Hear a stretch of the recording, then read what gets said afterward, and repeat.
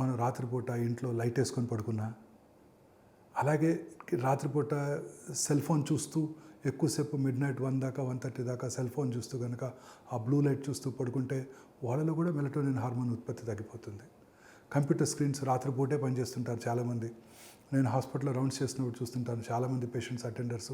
నేను లేట్‌గా రౌండ్స్ చేస్తాను, నా వర్క్ లేట్ అవుతుంది. 10:30, 11కి వాళ్ళంతా కూడా కంప్యూటర్ ముందుకు వచ్చిన అటెండర్స్ అంతా పిల్లలంతా కూడా వర్క్ చేస్తుంటారు. వాళ్ళందరిలో కూడా క్యాన్సర్ వచ్చే అవకాశాలు ఎక్కువ అవుతాయి.